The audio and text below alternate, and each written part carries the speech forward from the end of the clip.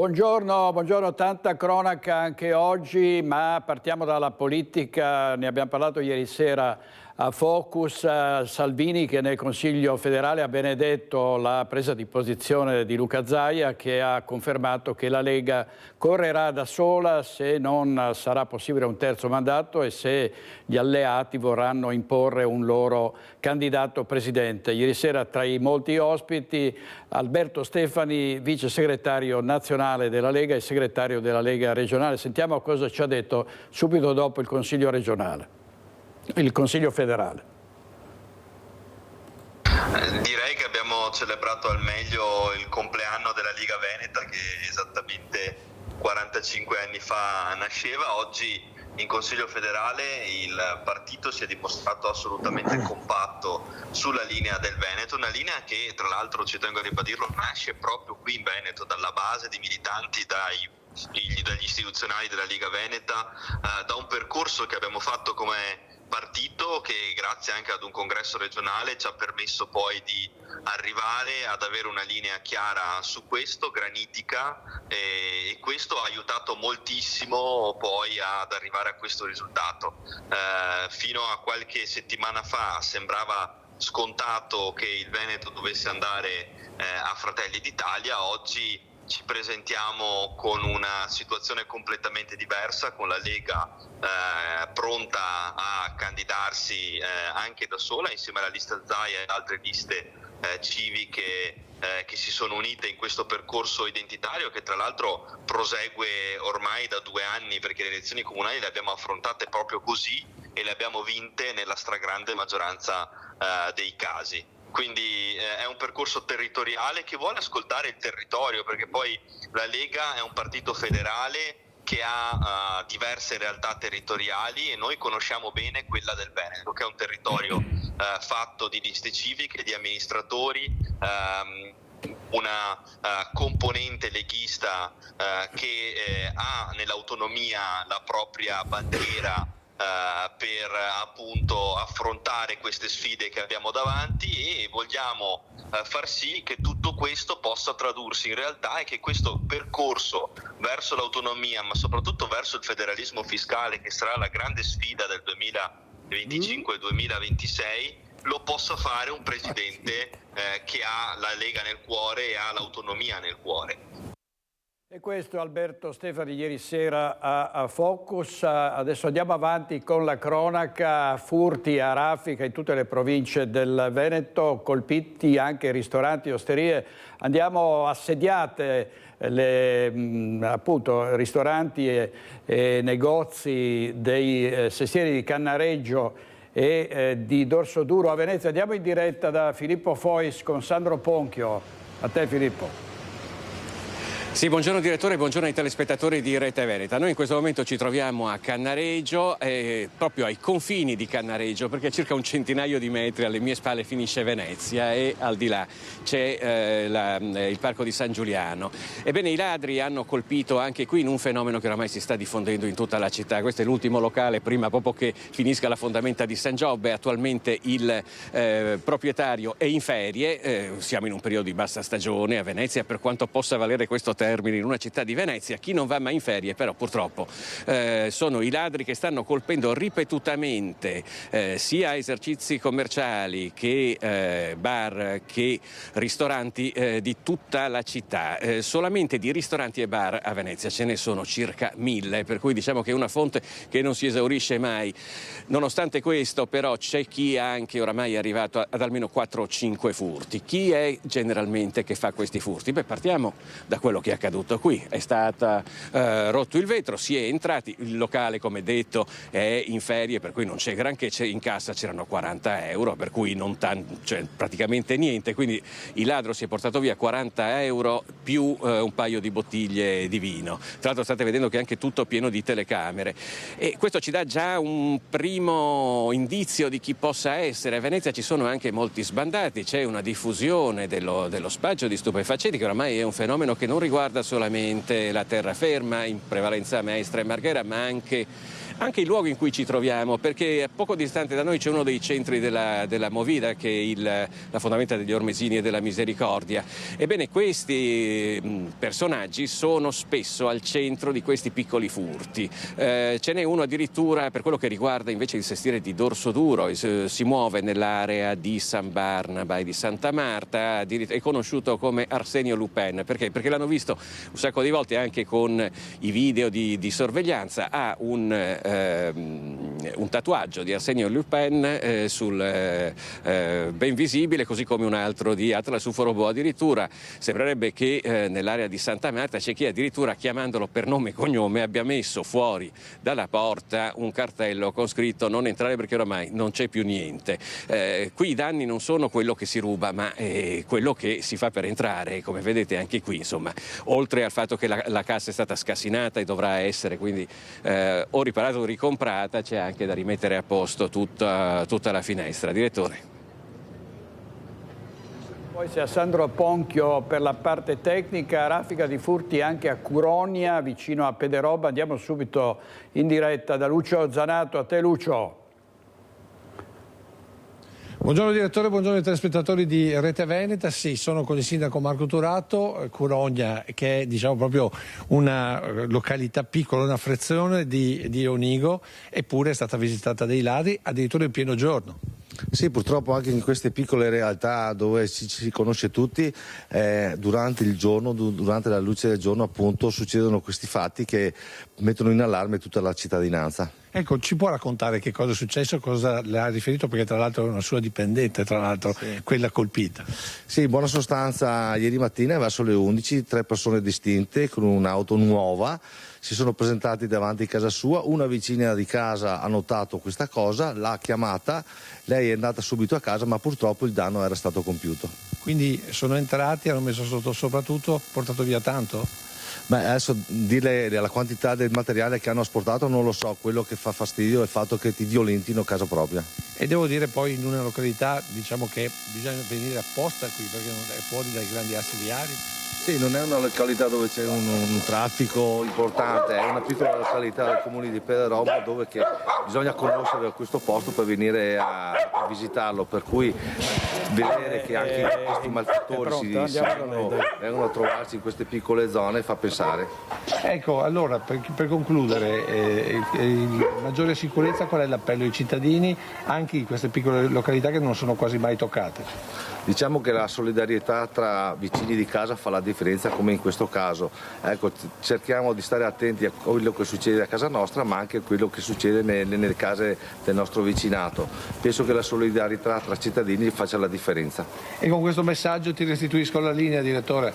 Grazie molte. Non facciamo altro che parlare di furti, che parlare di la telecamera è questa qua, grazie regia, parlare di furti e parlare ovviamente anche di violenza gratuita. Allora cambio io la telecamera, violenza gratuita con tanti giovani protagonisti di gravi episodi di cronaca nera, ma andiamo a Padova da Valentina Visentin perché il prefetto a Padova ha chiesto la consegna, la Lega ha chiesto la consegna al prefetto di firme per chiedere sicurezza in città. Valentina Visentin, a te.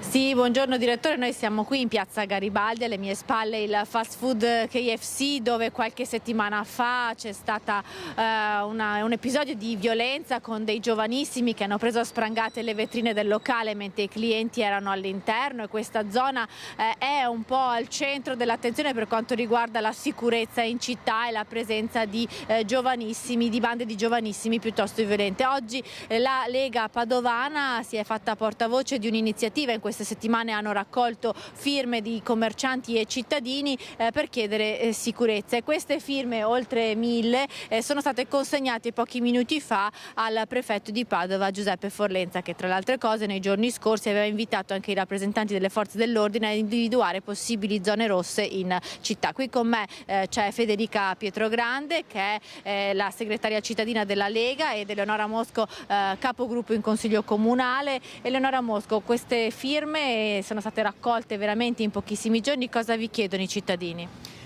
Chiedono più sicurezza, chiedono di vedere preservato quello che è un diritto fondamentale e chiedono più controllo delle periferie e dei quartieri.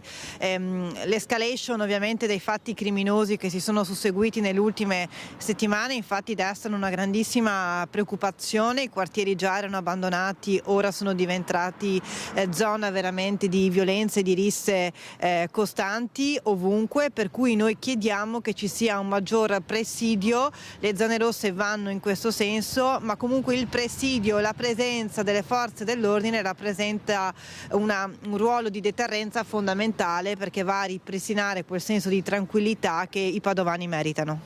Come Lega appunto chiedete anche la dotazione delle forze dell'ordine alla polizia locale di strumenti come il taser. Sì, certo, e all'interno della raccolta firme che i cittadini padovani hanno sottoscritto, una delle domande, oltre alla richiesta appunto di maggiori presidi nei quartieri, era esattamente che il sindaco concedesse l'utilizzo dei taser alla polizia locale. È uno strumento che è utilizzato in moltissime altre città, è uno strumento che viene formato all'interno di un contesto assolutamente sicuro e che è soltanto un mezzo in più per coloro che tutti i giorni devono affrontare e devono preoccuparsi della nostra sicurezza. Sicurezza dunque tema centrale a Padova, vedremo nel prossimo Comitato per l'Ordine e la Sicurezza Pubblica quindi cosa verrà deciso e quali saranno le possibili zone rosse che verranno individuate per la città di Padova. Da Piazza Garibaldi è tutto, linea allo studio. Grazie molte a Valentina Visentin, Federica Pietro Grande, Eleonora Mosco. Vediamo un attimo, sì, allora è pronto il collegamento con Cristian Arboit. C'è un giallo al Lago delle Bandie a Spresiano perché è affiorata in mezzo al lago un'auto e non si sa che cosa sia successo, se si tratti di un incidente. Ovviamente si sono subito recati sul luogo i sommozzatori. Andiamo in diretta da Cristian Arboit con Nicoletta Rizzetto per la parte tecnica. Pronto? Sì, direttore, buongiorno dal Lago delle Bandie a Spresiano, dove sono in corso le operazioni di recupero di quest'auto.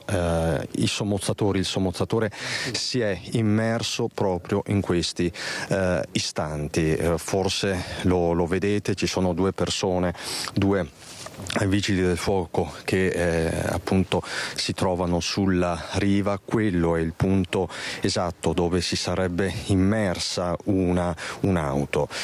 Utilizzo il condizionale, direttore, perché è tutto in evoluzione. Quello che posso dirti per certo è che questa mattina i gestori, i dipendenti di quest'area, che è di proprietà di Remo Mosole, hanno notato delle coperte, dei documenti sulla riva, sostanzialmente sulla riva, e da lì delle tracce che possono appunto far pensare a un'auto che si è immersa nel lago, probabilmente già nella serata di ieri. Potrebbe trattarsi, questa è la pista maggioritaria in questo momento, la pista principale, di un gesto estremo. I documenti ricondurrebbero, documenti anche di guida, a una donna del veneziano, però al momento non sappiamo se si trova all'interno dell'abitacolo.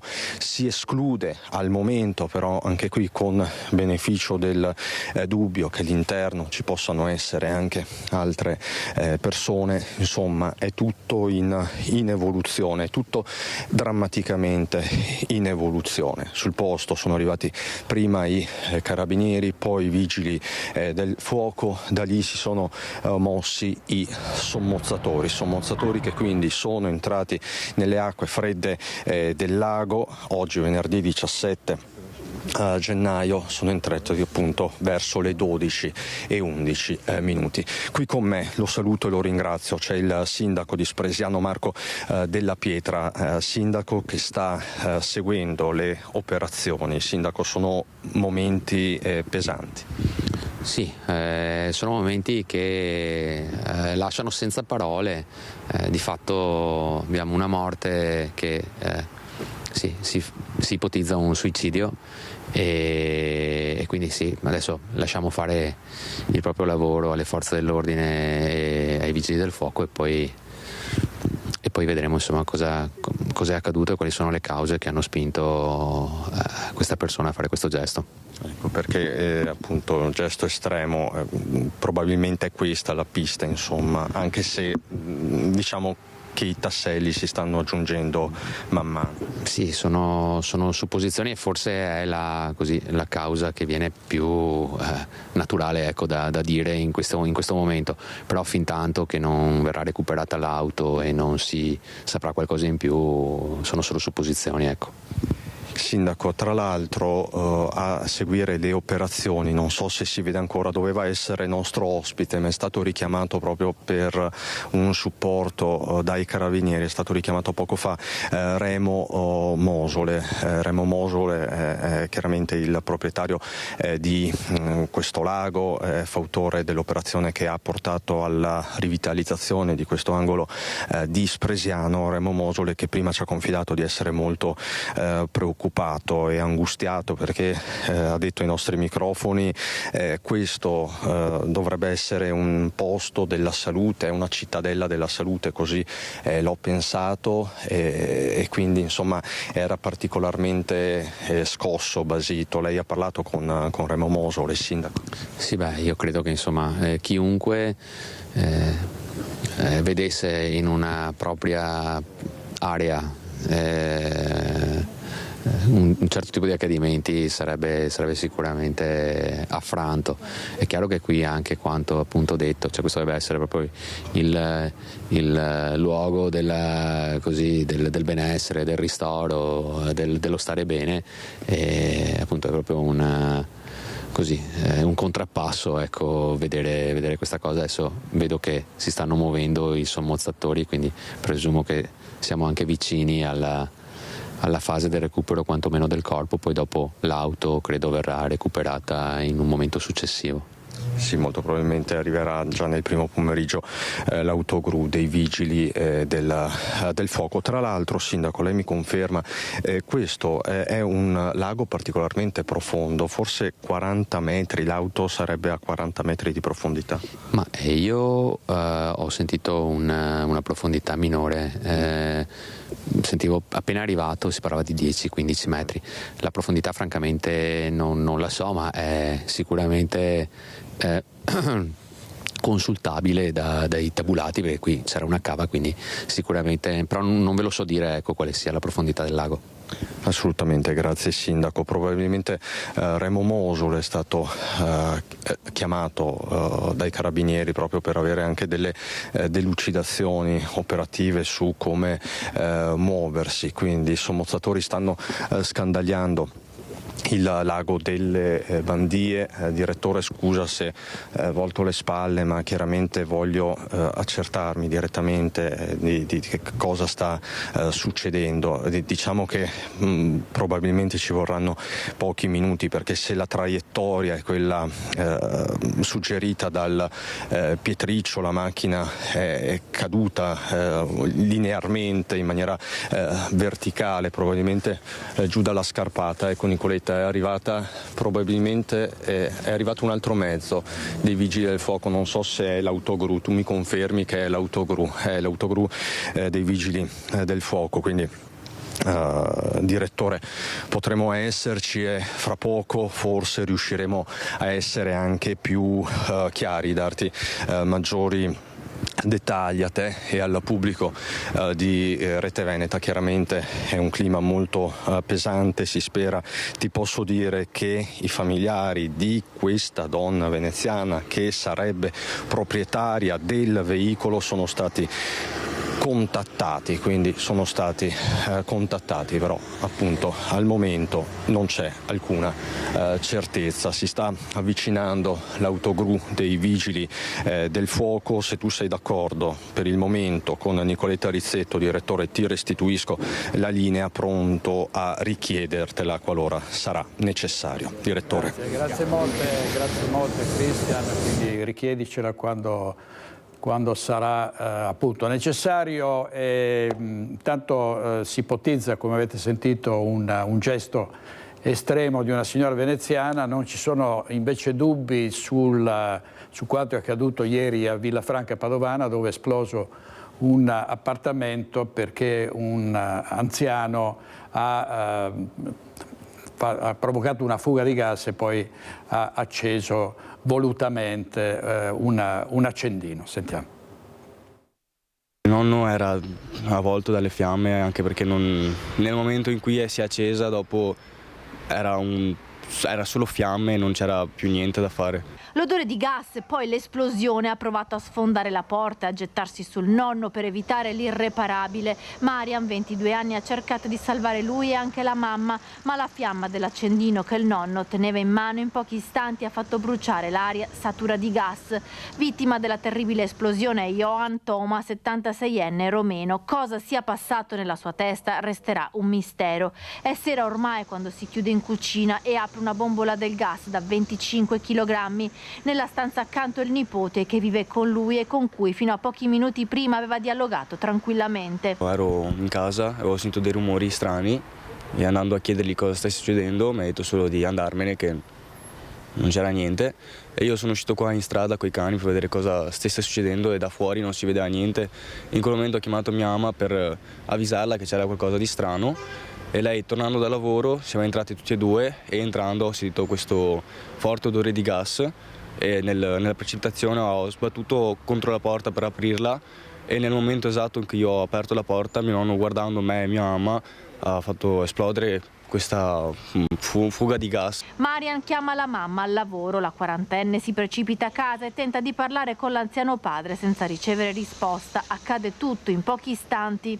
Stavo provando a prendergli l'accendino davanti per non fargli prendere fuoco e mi ha preso tutto il fuoco in faccia e io da là non ci ho più visto, ho detto mamma esci, ho preso mia mamma che si era ferita alla testa e l'ho portata fuori, poi sono rientrato per prendere i 2 cagnolini. La donna e il figlio, nonostante le ferite, hanno la forza di allertare tutti i vicini facendoli uscire di casa e salvando così loro la vita. Ho citofonato, ho andato a bussare per dire di uscire e tutto, ho subito anche chiamato l'ambulanza e anche il vigile del fuoco. Sul posto arrivano i carabinieri e i vigili del fuoco che hanno domato le fiamme e il boato ha sventrato la cucina. Danni ingenti anche negli appartamenti che sono stati dichiarati inagibili. 7 persone sono state evacuate. Una tragedia senza spiegazione per la famiglia di Johan, tranquillo pensionato, arrivato 18 anni fa dalla Romania per stare vicino alla figlia e nipote. Niente faceva presagire a questo drammatico epilogo. Mi ha cresciuto da quando ero piccolo, mi ha portato qua in Italia, mi ha curato perché avevo l'asma e i dottori hanno detto che l'Italia ha un'aria molto più pulita, mi ha portato su in montagna, mi portava tra gli ospedali,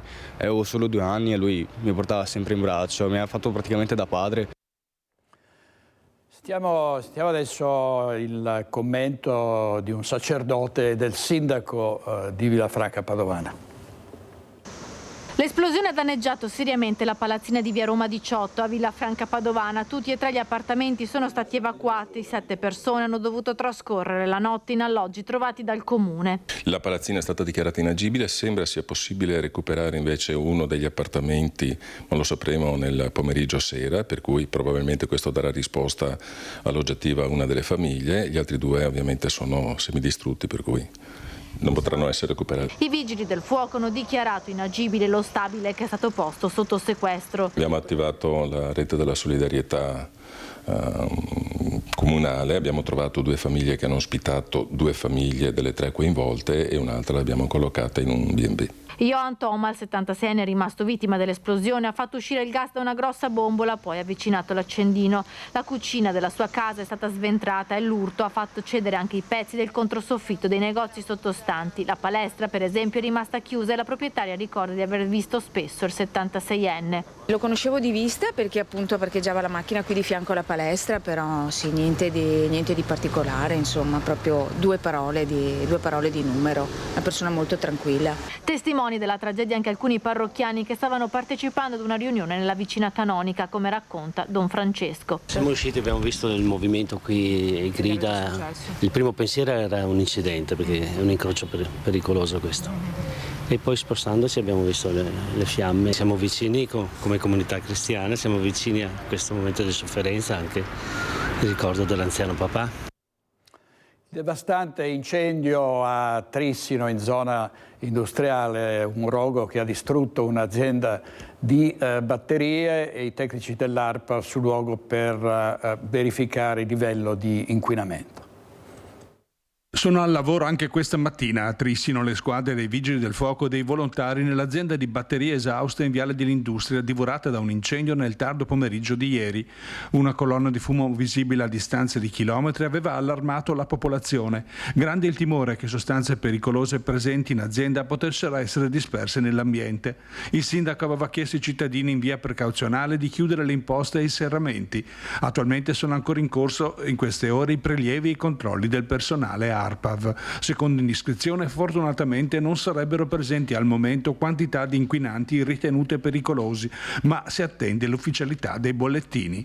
Resta il clamore e la paura di quanto accaduto. Il grande boato e le ripetute esplosioni delle batterie surriscaldate hanno sparato frammenti pericolosi nei dintorni. Danneggiata dal calore anche una cabina elettrica. Fortunatamente non ci sono stati feriti nonostante il forte rischio.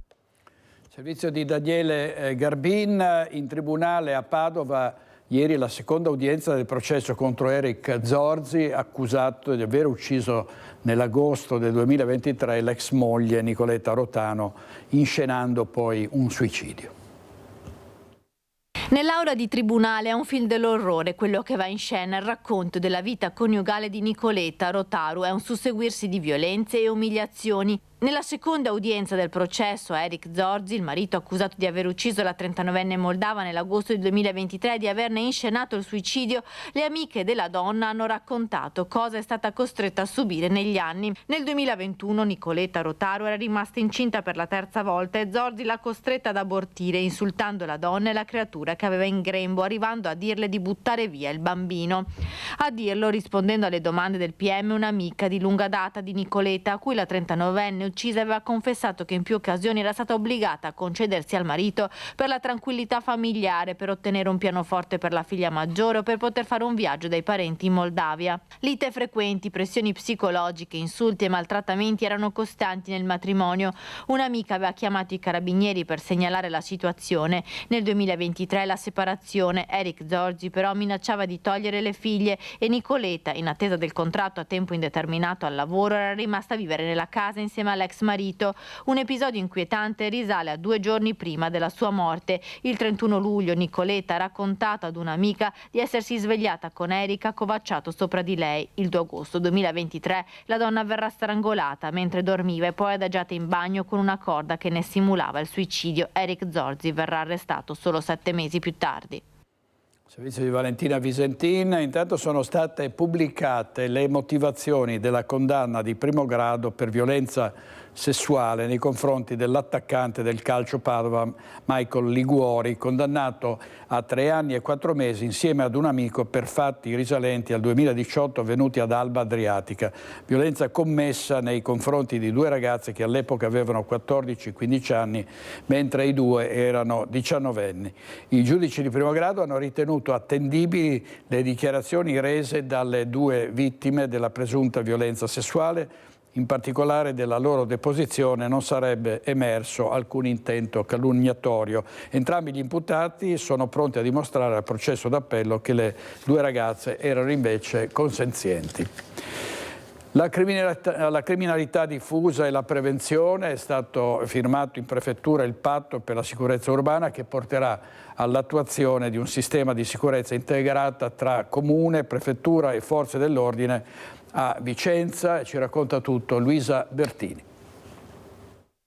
Dalle iniziative che regolano la movida cittadina alla videosorveglianza in rete, al disagio giovanile, così come le misure per la tutela degli esercizi pubblici, ma anche le zone attenzionate della città.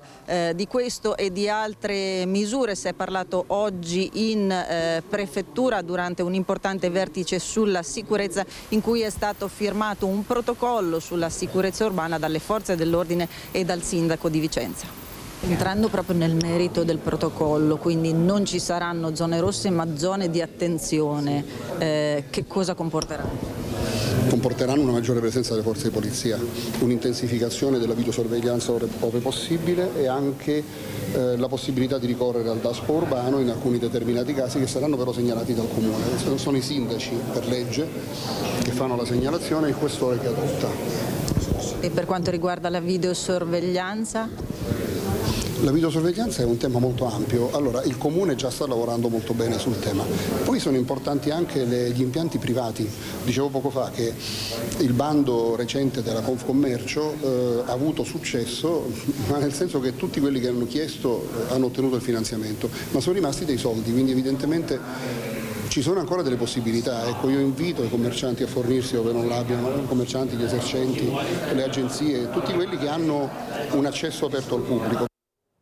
Allora, vediamo alcuni titoli della prima pagina del Corriere del Veneto. L'inchiesta di Venezia, l'inchiesta Palude, gli assessori ai PM hanno detto in giunta parla solo Brugnaro, disse che ai Pili si poteva costruire. L'omicidio dei coniugi Fioretto a Vicenza, questo è un cold case, lo 'ndranghettista incastrato dopo 34 anni grazie ad un pelo chiede il riesame del DNA. Attirata con l'inganno in casa, costretta ad assumere cocaina e stuprata per ore, 2 arrestati, è successo a Conegliano.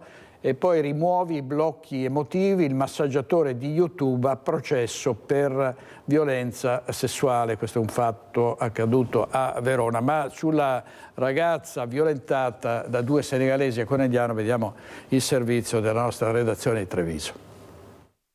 L'hanno portata con una scusa in un'abitazione nella periferia di Conegliano. Una volta all'interno hanno fatto scattare la trappola. Hanno estratto un coltello, l'hanno minacciata e l'hanno obbligata ad assumere della droga. Poi l'hanno violentata in gruppo. La vittima è un'italiana di 29 anni. I fatti risalgono allo scorso mese di novembre. Le indagini serrate degli uomini della squadra mobile e dei poliziotti del commissariato di Conegliano hanno portato all'arresto dei 2 stranieri. Si tratta di un 30enne e un 38enne di origini senegalesi già aggravati da precedenti penali. L'esecuzione di queste ordinanze è un risultato particolarmente importante per la Polizia di Stato in provincia, perché ha permesso di individuare e bloccare 2 persone in ipotesi accusatoria ritenute responsabili di un reato particolarmente grave, particolarmente odioso, commesso nei confronti di una giovane donna che ha avuto il coraggio di segnalare quanto accaduto. La giovane donna e i suoi aguzzini si conoscevano, una serata che si è trasformata in un incubo. Quando la vittima ha varcato la soglia della casa, un appartamento in cui i 2 si appoggiavano, hanno cambiato faccia. Le hanno puntato contro un coltello, le hanno fatto prendere contro il suo volere della cocaina. Quando ormai era in uno stato di semi-incoscienza, hanno abusato di lei sessualmente. Poche ore fa la polizia ha eseguito 2 ordinanze di custodia cautelare in carcere emesse dall'autorità giudiziaria su richiesta della Procura della Repubblica presso il Tribunale di Treviso. L'accusa è grave: violenza sessuale di gruppo aggravata dall'uso di armi e dal traffico di stupefacente. I 2 sono stati portati nel carcere di Treviso. 3 arresti per droga da parte della polizia di Padova tra la zona stazione e il centro, e intanto continuano i controlli delle forze dell'ordine in città che fanno il possibile. Vediamo. Continuano i controlli della polizia di Padova nelle zone calde della città. 4 gli arresti negli ultimi giorni tra la stazione e la zona del centro. In via Tommaseo fermato un nigeriano di 26 anni mentre stava scambiando una dose di eroina con una 23enne italiana. L'uomo, già noto alle forze dell'ordine, è stato arrestato, processato e ne è stato disposto il rimpatrio. In via Faccio, in zona Arcella, gli uomini della questura hanno fermato un tunisino di 23 anni mentre nascondeva della cocaina e un bilancino in una siepe. Anche per lui è stato disposto il collocamento al CPR di Potenza per il rimpatrio. I poliziotti hanno anche controllato via Roma, nella zona della Chiesa dei Servi. Dopo un appostamento è stato notato un 25enne egiziano maneggiare un involucro che nascondeva in un pacchetto di sigarette. Il giovane è stato fermato e si è scoperto che l'involucro conteneva una decina di grammi di hashish già pronto in dosi per essere venduto. Il 25enne è stato arrestato. Di Francesco Rattai, il Veneto assaltato da ladri e rapinatori, ma anche tantissimi imbroglioni in circolazione. Tra le molte truffe messe in atto c'è la cosiddetta truffa dell'incidente, vittima questa volta una 91enne di Cortina, convinta a consegnare a una presunta avvocatessa gioielli, orologi e denaro. Ci risiamo, la truffa dell'incidente ha fatto una nuova vittima martedì a Cortina. Una 91enne che vive da sola è stata raggirata da una finta avvocatessa che si è presentata alla porta della sua abitazione per ritirare la cauzione necessaria a liberare il proprio caro che aveva provocato un incidente. L'anziana ha consegnato alla donna ciò che aveva in casa, denaro, gioielli in oro e orologi per un ammontare di diverse migliaia di euro. Solo qualche ora più tardi, quando la 91enne ha visto rientrare a casa i propri cari, ha realizzato che nulla di quanto le era stato riferito rispondeva al vero. Immediata la denuncia dell'episodio ai carabinieri della compagnia di Cortina, che con indagini lampo, agevolate dalle immagini della videosorveglianza della zona, sono riusciti a individuare la truffatrice, una 50enne di origini partenopee rintracciata in un bed and breakfast a Belluno. La perquisizione della stanza ha consentito di recuperare l'intera rifurtiva, che è stata restituita all'anziana, mentre la donna è stata denunciata a piede libero per truffa aggravata. Non fidarsi delle apparenze, neanche quando qualcuno vi chiama al telefono e dice di essere un carabiniere. Agganciate la telefonata e chiamate il 112. È uno degli innumerevoli consigli che l'Arma provinciale sta diffondendo con ogni mezzo alla popolazione bellunese. Brochure, cartoni del latte, incontri e conferenze per aiutare soprattutto gli anziani a riconoscere i tentativi di truffa.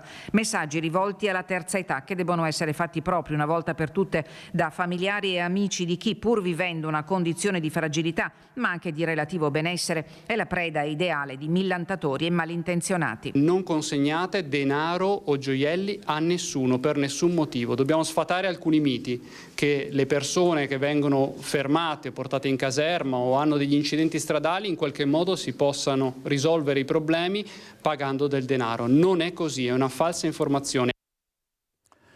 Il video della violenta rapina al negozio Trio Shop di Via Piave a Mestre in pieno giorno con i rapinatori, denunciato anche il titolare per essersi difeso con l'uso del bastone. Io non capisco come non si possa comprendere che una persona aggredita e picchiata da due uomini mascherati, armati, possa non reagire rispetto a questa violenza.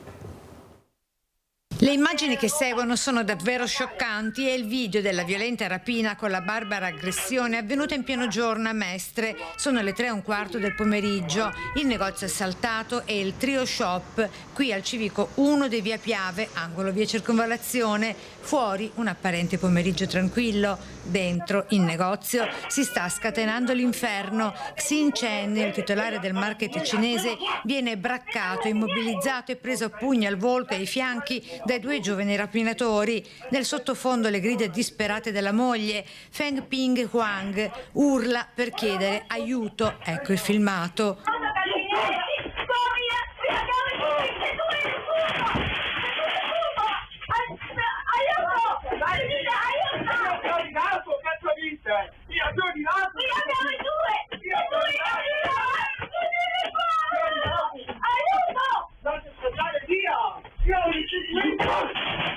Il pestaggio nato dopo un acceso alterco. I commercianti dai video delle telecamere di sorveglianza interne vedono in diretta il furto di oggetti vari e ne pretendono il pagamento, mentre i due rapinatori, dopo essersi riempiti tasche e zaino della rifurtiva, non sentono ragione. Ad agire il ragazzo con il cappuccio blu sopra la testa e sneakers bianche, prima qui vicino alla cassa. Vabbè, senti i soldi, tengo quello. Allora io ho preso tutto via. E mentre l'amico con cappuccio nero e faccia coperta da una sciarpa che dal volto lascia intravedere soltanto gli occhi, si intrattiene con i commercianti chiedendo il cambio di un oggetto comprato in precedenza, è sempre il complice con il berretto blu a continuare ad arraffare quanto può, stavolta dal reparto ferramenta.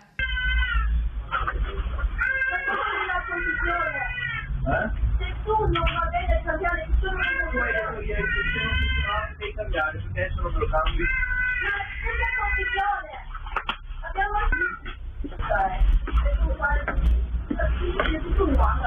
Viene picchiata anche la moglie, che prende a morsi uno dei due rapinatori, l'italiano, e il marito, per difenderla insieme al bimbo di 7 mesi che si trova nel passeggino, a cui in precedenza i due aggressori hanno rovesciato addosso quanto si trovava sopra gli scaffali, prende in mano un bastone.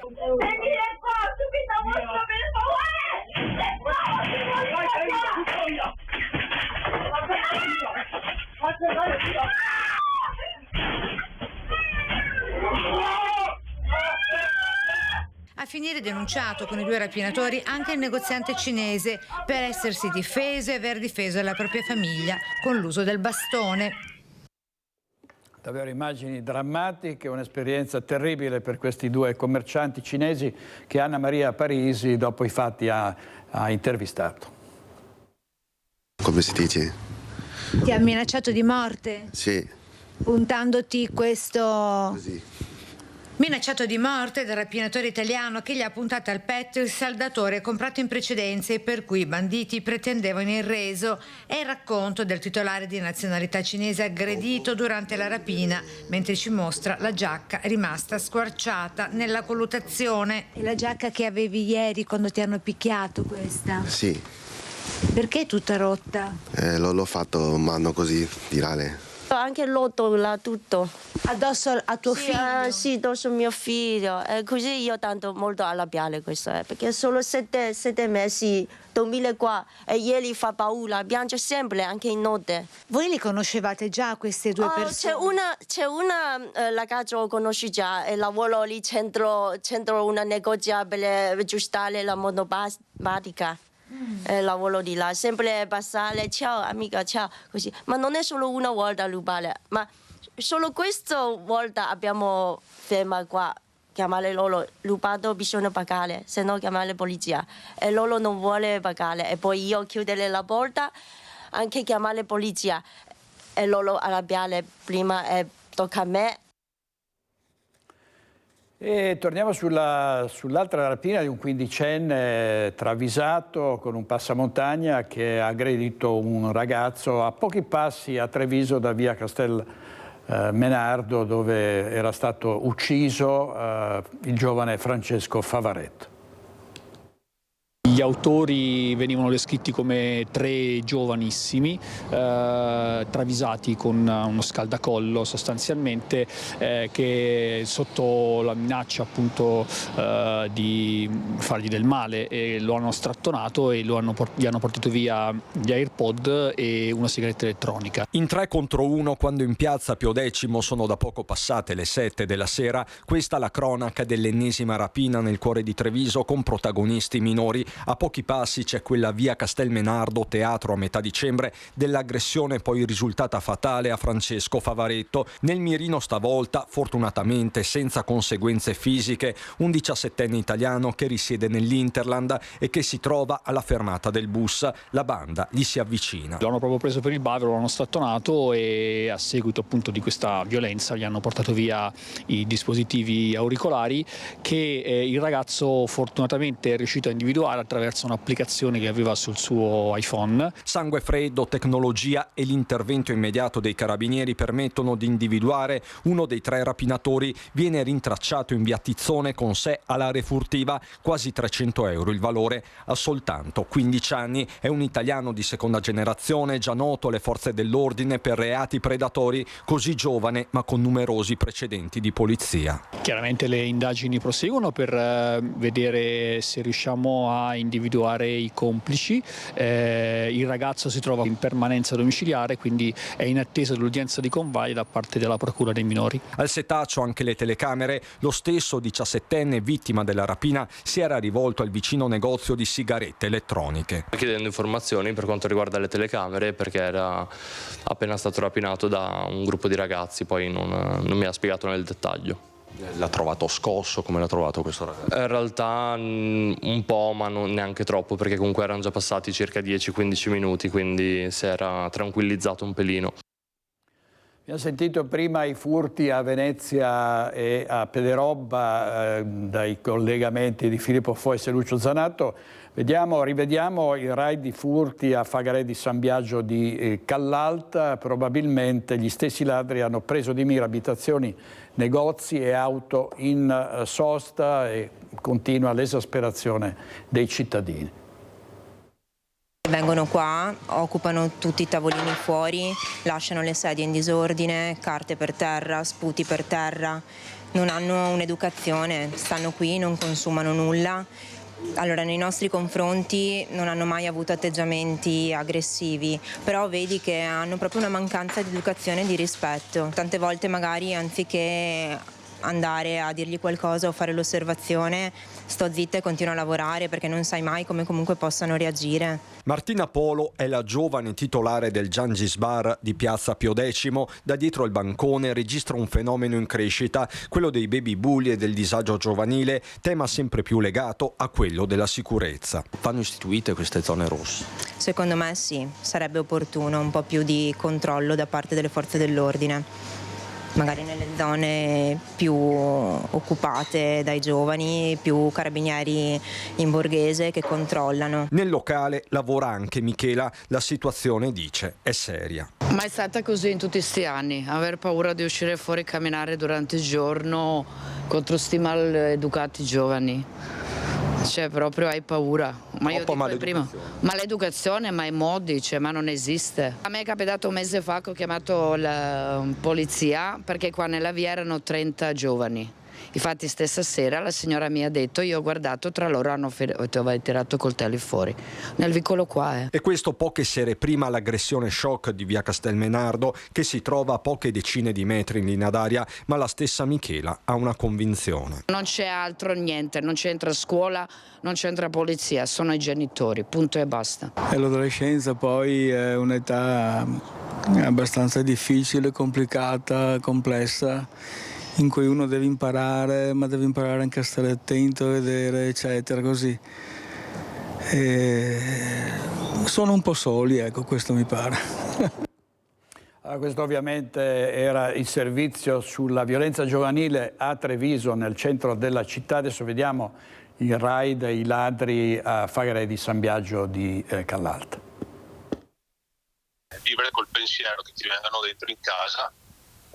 Noi lì che dormiamo, cioè veramente è panico totale ormai. Panico totale, così Alberto descrive lo stato d'animo con cui convive dopo aver scoperto che nella notte tra martedì e mercoledì 2 individui si sono introdotti nel giardino della sua abitazione in via Bortoluzzi a Fagarè di San Biagio di Callalta.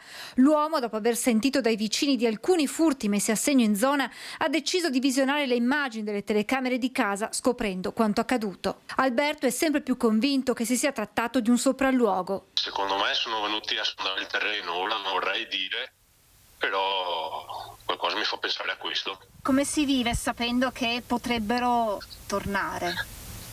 Malissimo, infatti questa notte non ho dormito per niente, anche perché ho 2 bimbi piccoli a casa. Sulla pagina Facebook di Furti in Corso diverse le segnalazioni di colpi messi a segno, solo tentati nella stessa notte a Fagarè. Nel mirino abitazioni, attività commerciali e auto in sosta, come accaduto in via Ortigara, dove probabilmente gli stessi individui hanno rubato dalle vetture parcheggiate nei giardini delle abitazioni soldi ed effetti personali, in un caso persino una borsa frigo abbandonata poi subito dopo, poco distante. Sul garage da Drio che ha messo in mano sulla macchina e rubato 3 soldi che gli era sul cruscotto e gli occhiali da sole. Nella stradina solo 2 le abitazioni risparmiate dai ladri, che in un caso hanno anche tentato di entrare in casa dalla lavanderia, facendo però scattare l'allarme. Sono entrati in garage perché abbiamo visto che hanno preso qualcosa e l'hanno lasciato nel cortile. Non è un bel vivere?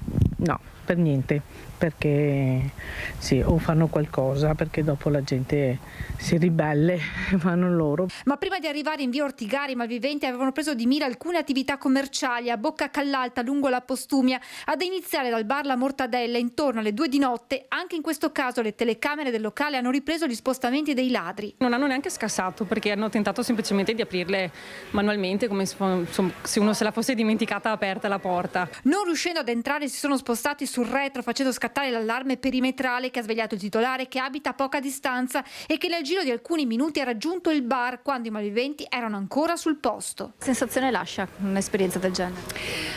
Personalmente a me ha lasciato una brutta sensazione, perché comunque ti senti veramente insicura al 100% di tutto quello che ti circonda. Alle 4 i ladri hanno tentato di introdursi nella farmacia Postumia. Anche qui sono le immagini delle telecamere a permettere alle titolari di ricostruire i movimenti dei ladri. Sono riusciti a sollevare sollevare un po' la serranda, quanto permetteva loro di poter poi con il piede cercare di sforzare l'infisso, che però ha tenuto. A questo punto altro tentativo nel salone di barbiere, in questo caso però il cognato del titolare ha disturbato i ladri, che allora si sono spostati appena qualche metro più in là, riuscendo stavolta ad introdursi nel negozio di tendaggi. Solo l'indomani, quando la proprietaria è arrivata per aprire l'attività, ha scoperto il disastro lasciato durante il furto. Ho visto che la porta era aperta e senza maniglia addirittura. Ho avuto un po' di paura ad entrare perché non sapevo cosa aspettarmi.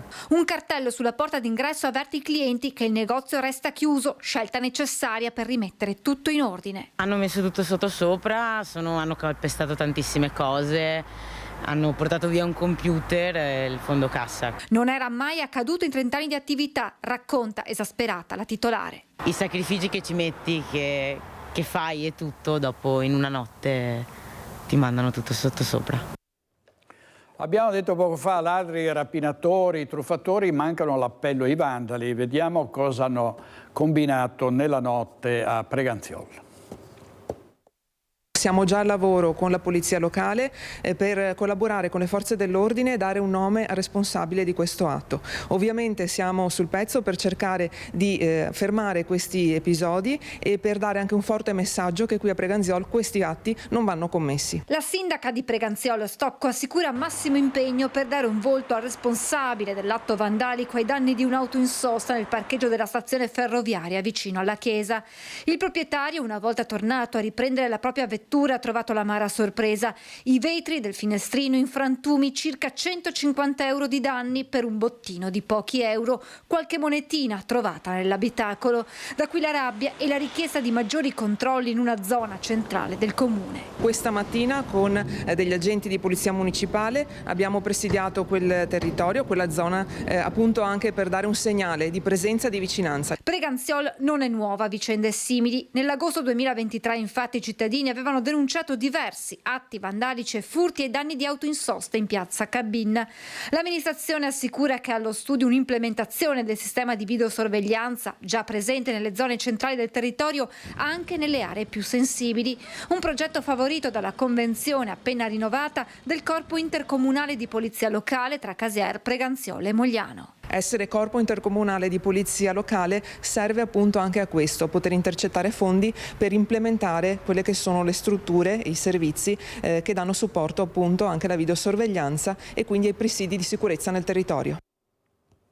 Allora, torniamo in diretta da Christian Arboit per il giallo dell'auto che è affiorata nel lago delle Bandie. I sommozzatori stanno tentando di recuperarla. È un giallo, potrebbe trattarsi di un suicidio. Vedo Christian Arboit insieme al patron della omonima azienda, Remo Mosole. A te Christian.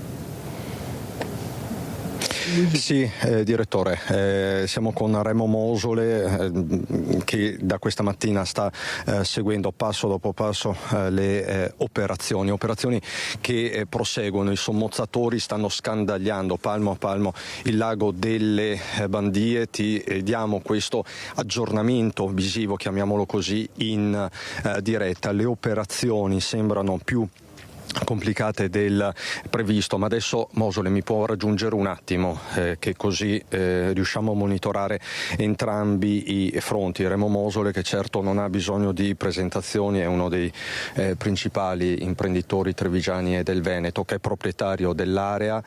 Cos'è successo? Quello che ci può dire ovviamente Mosole. Caro direttore, come giornalista sei uno dei migliori, te lo dico io che ne capisco qualcosa. Dati da fare, perché chi fa qualcosa per gli altri è sempre ben gradito, è sempre importante e facciamo quello che possiamo per il bene comune. Questa signora, se è una signora, o l'hanno messa dentro o non l'hanno messa dentro, è andata dentro sul lago con la propria macchina, non risponde al telefono perché abbiamo saputo dalle telecamere che è di sua proprietà, ma non sappiamo se è dentro o se non è dentro. Anche perché al momento l'auto non si trova. Sono spiaciuto da morire perché è meglio sempre che uno cresca ma non che uno muoia.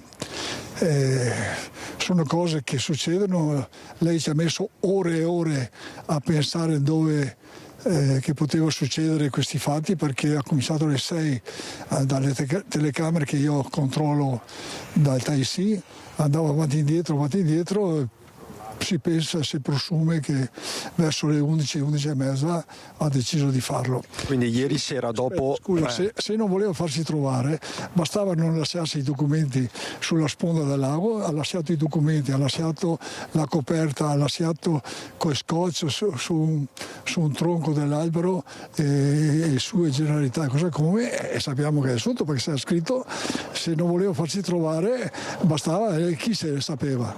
E questa è la vita, quando stai qua tanti anni, caro Bacciali, ne vedi di tutti i colori. Questi sono dispiaceri che a me mi fa un po' male, d'altronde bisogna continuare e andare avanti. Questo hanno detto, io non so niente di chi, cosa, come, dalle nostre telecamere sembra che avesse dei problemi, ma non lo so, io non lo so niente. Stamattina mi hanno chiamato come un anno fa, che un'altra macchina è andata dentro, ma guarda caso che il proprietario l'aveva lasciato sulla sponda del TAIC e la macchina è partita, è andata dentro sul lago, e lui ha detto: chi me l'ha buttata dentro? Nessuno l'ha buttata dentro, tu l'hai messa là vicino alla sponda e non era al sicuro col freno a mano, è andata dentro. Mentre stavolta l'epilogo sembra... Speriamo non sia niente, io farei i salti mortali se non è dentro, ma si presume che l'hanno vista con le telecamere che era incappucciata, eccetera eccetera. Io non posso dirvi, ma in compenso, caro Bacciali, ti conosco da una vita, sei bravo, bravissimo. Noi che siamo nati per essere bravi dobbiamo durare molto a lungo. Grazie, ciao, ti abbraccio. Grazie davvero Remo Mosole, grazie. Direttore, non so se vuoi aggiungere qualcosa, parlare con Mosole. Sì, no, diciamo, gli vorrei dire che ha lavorato per una vita, ha creato da una cava di ghiaia, e lui è soprannominato il re delle cave, uno splendido centro benessere, davvero una località molto frequentata dai trevigiani. Purtroppo sono tragedie che funestano anche un'attività imprenditoriale che ovviamente dura da decenni, quindi purtroppo è una sfortuna che si scelgano poi questi luoghi per mettere fine a un'esistenza. Ecco. Certo, tra l'altro ecco, il direttore Bacciali e Mosole diceva: questo è un luogo che lei ha progettato per essere una cittadella della salute, una cittadella anche del divertimento. Lo scorso fine settimana, poco fa ci ha detto, ci sono state 2000 persone, quindi fa male anche da imprenditore forse assistere a queste scene, vedere queste tragedie. Caro Bacciali, io ho 50 anni quest'anno che faccio promozione ai giovani. I giovani erano tutti obesi e poco governati. Io l'ho insegnato a correre dai 4 anni in poi e quest'anno compiamo 50 anni. Ho fatto del ciclismo il segno della mia vita, perché io amo il ciclismo, perché quando sono nato io nel 34, caro Bacciali, e a 10 anni andavo a vedere Coppi a Treviso per la prima volta nel 48. Nel 48 fai i conti da quanti anni che bazzico col ciclismo. Io sono qui e voglio finire con l'opera che tu lo sai, il Velodromo, perché il Velodromo è importante per la nostra nazione, perché è importantissimo avere i nostri giovani impiegati sulla fatica, sul lavoro e sul rispetto. E dico direttamente, non so se mi ripeto, che chi fa fatica e chi lavora cosa come va molto a lungo, chi non fa niente è già morti. Ecco, tra l'altro Mosole, proprio in questi giorni parliamo tanto di baby gang, vandalismo, di giovani, di disagio giovanile. Lei dice lo sport e l'impegno sono una valvola di sfogo preziosissima. Io 15 anni fa ho detto alle grandi autorità che potevo avere il potere di parlare insieme: ai giovani bisogna dargli l'orario, non coccolarli e dargli tutto quello che serve. Aver tutto a 10, a 12, a 13 anni è un male comune. Hanno i patini, hanno il fai, che non l'ho neanch'io. Non neanch'io, si telefona la mattina a sera, è una roba vergognosa. Se vai in città puoi trovare la morte per un parcheggio o perché ti assaltano, cosa come. E non si può andare avanti in questa maniera. Le pene di cui li sbagliano sono dure, devono essere dure per imparare. È difficile, bisogna coltivarli. Il lavoro, lo studio, non occorre essere tutti ingegneri per lavorare. Ce n'è categorie che basta prendere come un ingegnere, basta andare a lavorare, ma se stanno sul divano non guadagnano mica niente. Senta Mosole, approfitto del fatto che lei è qui in attesa, appunto, lo scenario è diverso, mi rendo conto, è anche drammatico, però insomma lei è un pezzo di imprenditoria, di storia dell'imprenditoria veneta e trevigiana. Domani quanti sono? Sono 91. Domani sono 91 e a me mi viene da ridere perché a 91 anni un signore come me viene qui e parla e dice: ma dove va che vi chiedo là? Io non sono vecchio, io ho in mente diverse cose perché devo fare di questa cittadina, che erano le cave dell'autostrada ribbonate da Dio, io faccio il mondiale. Tutti ridevano e abbiamo fatto il mondiale. Più visto che sappiano i veneti, il mondiale più visto in tutto il mondo, più visto del Giro del Fiandre, premio mondiale a Tavolo in Cecoslovacchia 2009. Grazie Remo Mosole, il direttore Baccialli la saluta. Grazie Remo Mosole e questo invece è lo stato dell'arte, la fotografia esatta, puntuale direttore, alle 13 di venerdì 17 gennaio, Lago delle Bandie. Le ricerche sono in corso, potrebbe entrare in azione anche un robot dei sommozzatori, così come era successo nell'agosto del 2023, non so se ti ricordi, sicuramente sì, al lago morto di Vittorio Veneto, però appunto staremo a vedere se ci saranno aggiornamenti. Ti richiederò la linea. Per il momento è tutto con Nicoletta Rizzetto, appunto a te la linea, direttore. Grazie molte Cristian Arboit, e davvero grazie a un grande imprenditore del nord-est, Remo Mosole. 4 mesi dopo la tragedia dei quartieri spagnoli a Napoli, quando la trentenne padovana Chiara Iaconis venne colpita mortalmente da una statuetta precipitata da un palazzo, la famiglia della vittima la ricorda e attende giustizia e verità su quel giorno tragico. Sono passati 4 mesi da quel maledetto 15 settembre in cui Chiara stava passeggiando per Napoli e è andata incontro al suo drammatico destino.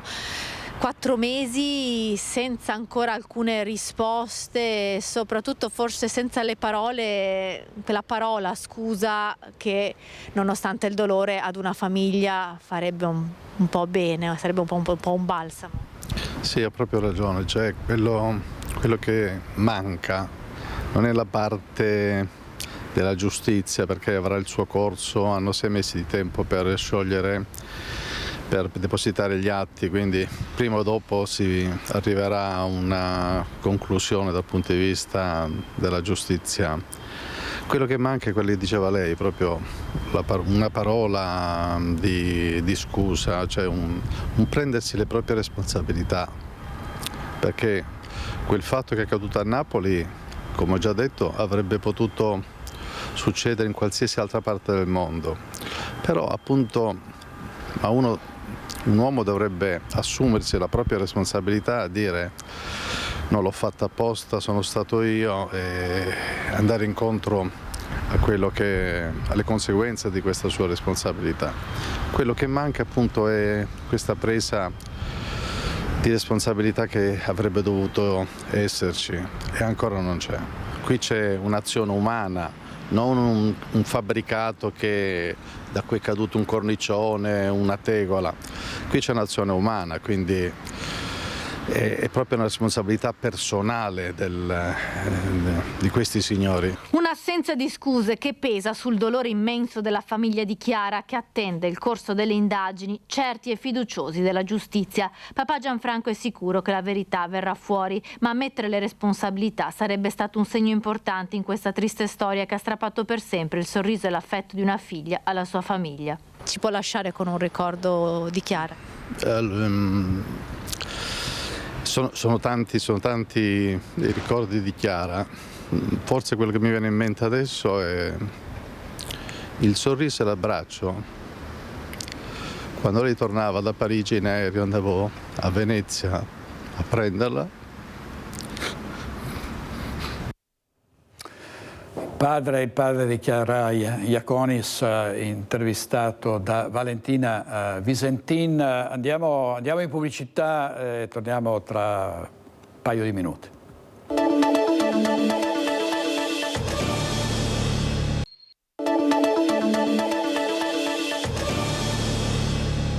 Oggi 17 maggio è la festa di Sant'Antonio Abate, che è il protettore degli animali e delle stalle. In una stalla andiamo con Vanessa Banzato, Bassano del Grappa. A te Vanessa.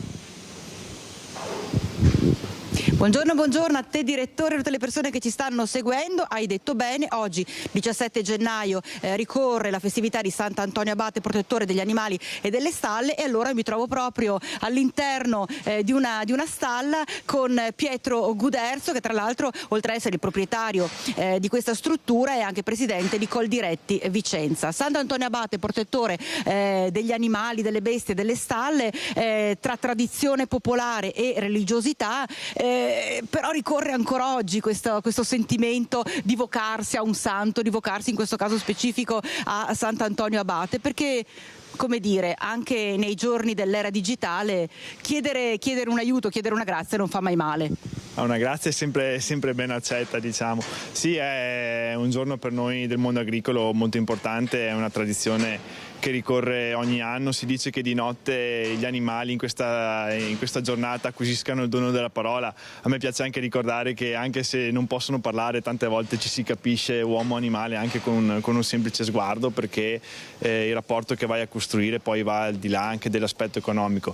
Poi è vero, c'è l'azienda da mandare avanti, l'economia e tutto, però quello che ci tengo a precisare è che noi agricoltori stiamo intraprendendo un percorso anche per quel che riguarda l'etica e la sostenibilità ambientale, che serve anche per avvicinare il consumatore, perché viviamo in un'era in cui spesso e volentieri l'allevamento viene bistrattato, mentre ci si dimentica il ruolo importante che può avere anche nel contesto ambientale. Ecco, prima si parlava di queste vacche che adesso stanno mangiando, ma lei ne parlava davvero con affetto, perché io dicevo quanto carine sono. Sì, lei appunto ha dimostrato, al di là proprio del lavoro che sta portando avanti, anche una sorta di affetto per queste bestie. Ci vivi giorno e notte, sei qui quando stanno male, indipendentemente che sia Natale, Pasqua o Ferragosto, ci passi un tempo insieme della loro vita, e se te le tratti bene, in cambio ti danno un prodotto di qualità, che poi è anche un po' quello che sta facendo un po' la fortuna del nostro settore, non solo in Italia, ma penso anche per quel che riguarda le esportazioni. Stiamo avendo anche dei buoni risultati, e questo ci incoraggia a spingere sempre sul fattore della distintività, che è proprio dell'Italia e delle sue produzioni. Delle sue produzioni, caratteristiche anche proprio di questo territorio specifico, perché al di là proprio delle stalle, degli allevamenti, c'è da considerare anche tutto quello che è l'indotto legato alle bestie, al latte.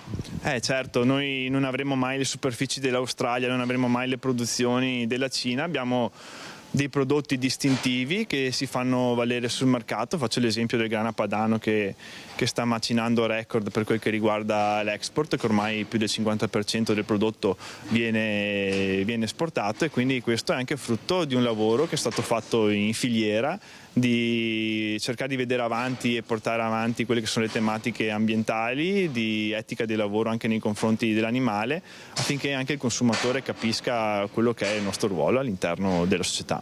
Ecco, mi verrebbe da dire che tra le richieste che si potrebbero fare a Sant'Antonio Abate ci potrebbe essere anche quella legata proprio alla presenza del lupo, ovvero che il lupo non arrivi a toccare le nostre stalle, a toccare le nostre bestie a cui siamo particolarmente legati.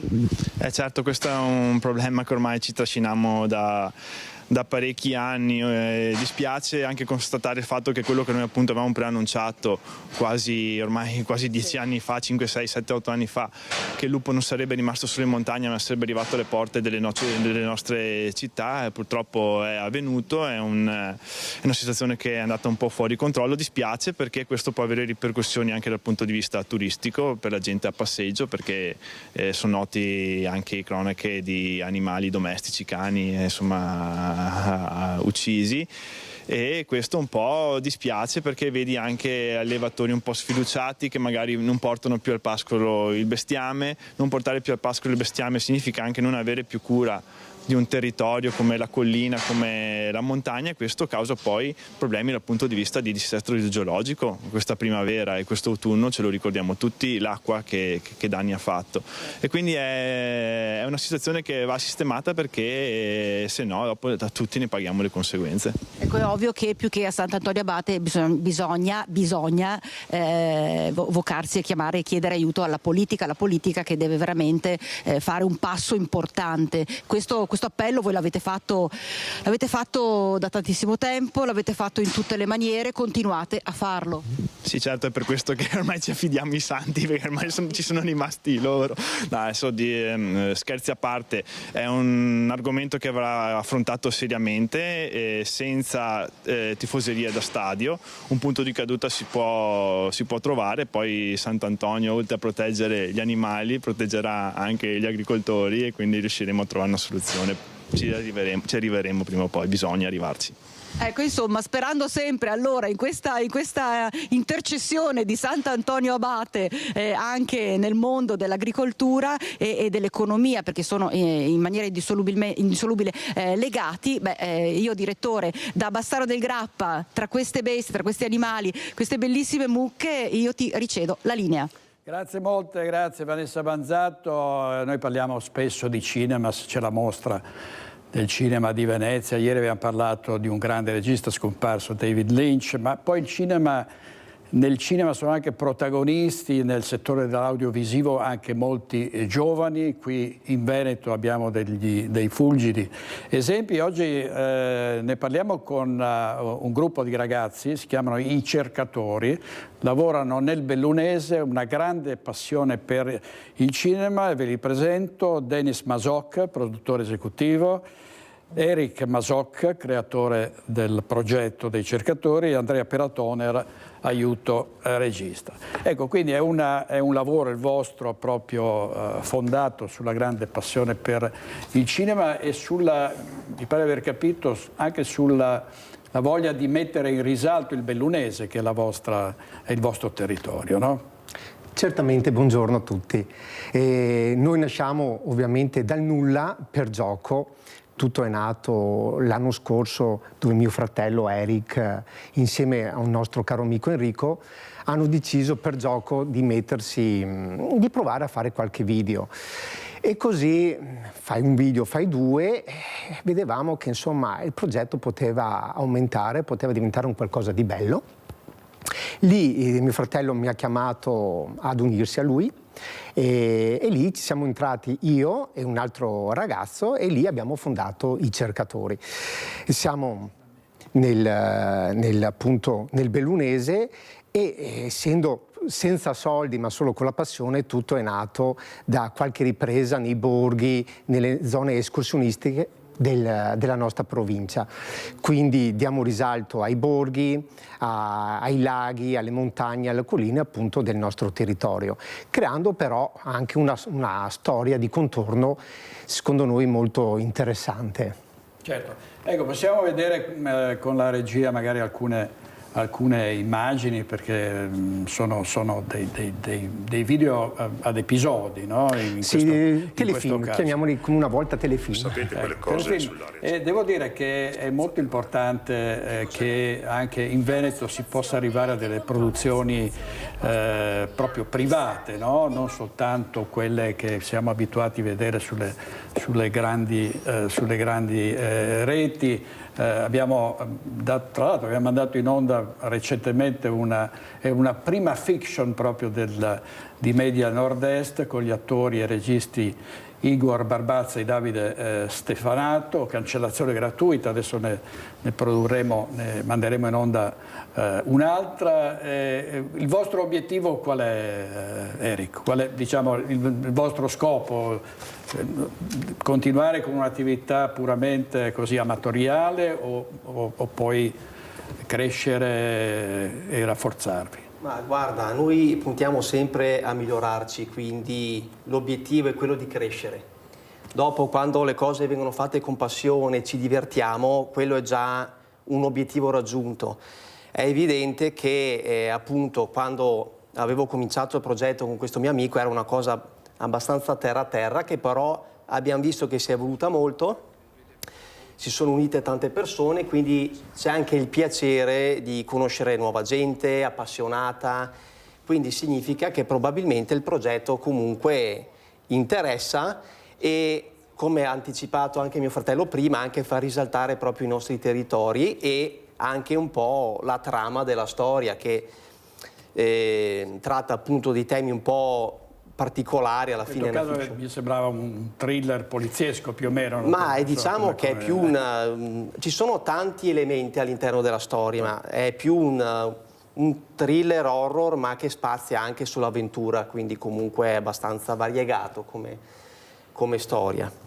Ecco, noi con la Veneto Film Commission sappiamo che ci sono tanti talenti su questo territorio, bisogna che questa regione diventi un polo cinematografico che non abbia nulla da invidiare a Roma o ad altre capitali del cinema, quindi il tentativo in Veneto anche da parte della regione del Veneto è questo, no? Andrea Perrotoner, dal suo punto di vista ci sono diciamo le basi per le quali appunto tanti giovani, tante persone che sono innamorate del cinema come voi possano crescere professionalmente e anche trovare nel cinema, nell'audiovisivo un'occupazione?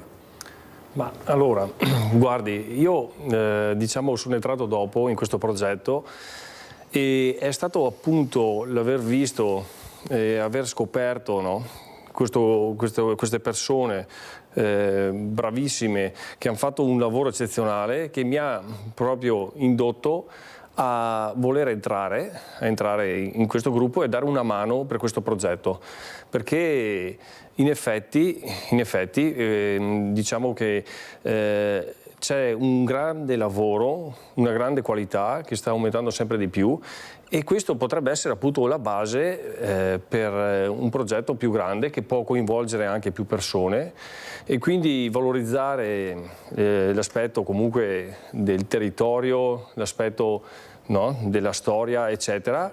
Mi ha portato a entrare, insomma, e devo dire che fa parte anche una storia a livello sociale molto grande, cioè diventa anche una storia in cui conosci persone bravissime, persone ottime e quindi diventa proprio un aspetto sociale di questo progetto. Sarebbe bello che più persone partecipassero e quindi che rendessero il tutto più grande. Adesso è difficile perché comunque sì, noi si parte sempre dal presupposto che siamo amatoriali, però ci stiamo accorgendo che questo progetto sta diventando molto, molto importante. Tecnicamente insomma si vede subito che siete ad un ottimo livello qualitativo, tra l'altro ovviamente Eric voi credo che recuperiate attori sul territorio, no?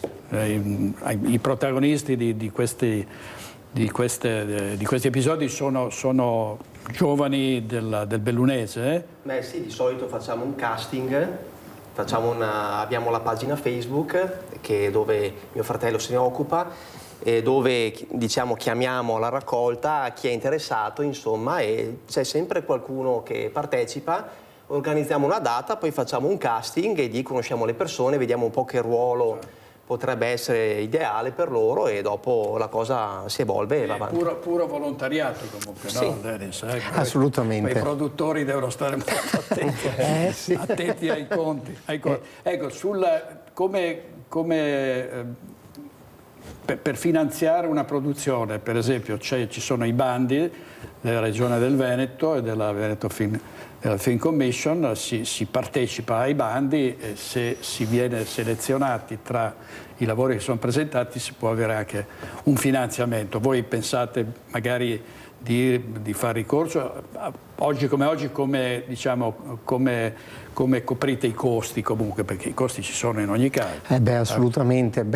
Essendo, come accennavano i miei colleghi, al momento molto amatoriale il progetto, non abbiamo costituito ancora associazioni o quant'altro, però è un qualcosa che adesso stiamo valutando assolutamente, perché siamo nati, eravamo in 4 e faccia conto che ora come ora tra staff, attori, comparse siamo più di 40 persone. Quindi è una cosa che stiamo valutando seriamente e quindi penso che sarà uno dei prossimi step che attueremo. Complimenti. Grazie mille. Grazie molte ai cercatori, è davvero un buon lavoro e buona fortuna. Allora andiamo. Grazie mille. Grazie. Andiamo in pubblicità e torniamo subito con altra cronaca. A tra poco.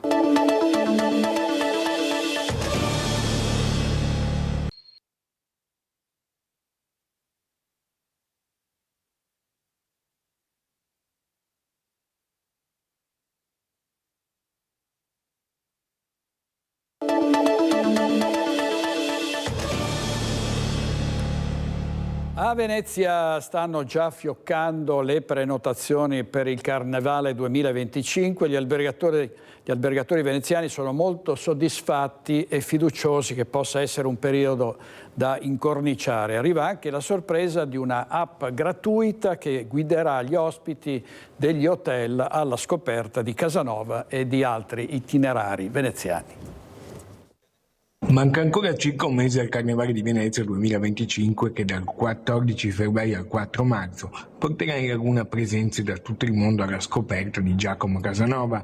Questo è il titolo della kermesse. Ma già gli albergatori pregustano un periodo d'oro e c'è anche la novità di una nuova app di EasyGuide che, sviluppata insieme alle imprese veneziane I Love Tourist, sarà arricchita con l'assistenza virtuale. I visitatori potranno così vivere un carnevale coinvolgente e sostenibile che unisce tradizione e modernità. Un carnevale che ha tutti i numeri per poter essere un carnevale da ricordare.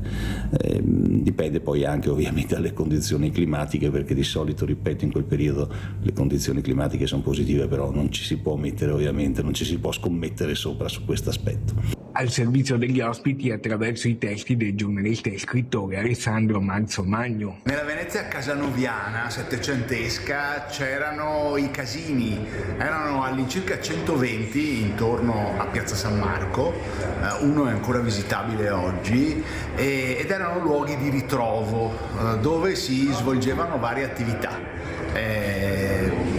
Si componevano versi, si ascoltava musica, si giocava d'azzardo, casinò, e ovviamente siamo nel Settecento, il secolo del libertinismo, si faceva anche altro. Applicazione che potrà essere usata da tutti i turisti che vengono da tutte le parti del mondo per assisterli nella loro visita ai gioielli di Venezia è sicuramente una cosa molto interessante. Che cosa ci dà in più l'intelligenza artificiale? La capacità di comprendere chiaramente 52 lingue, quindi di poter lasciare i turisti scrivere, interpretare i loro sentimenti nella loro lingua e rispondere nella loro lingua. C'è poi, tra le buone notizie di questo inizio d'anno, il ritorno del volo diretto da Venezia a Shanghai. Solo il 10% di chi pernotta a Venezia è italiano, il 90% sono stranieri.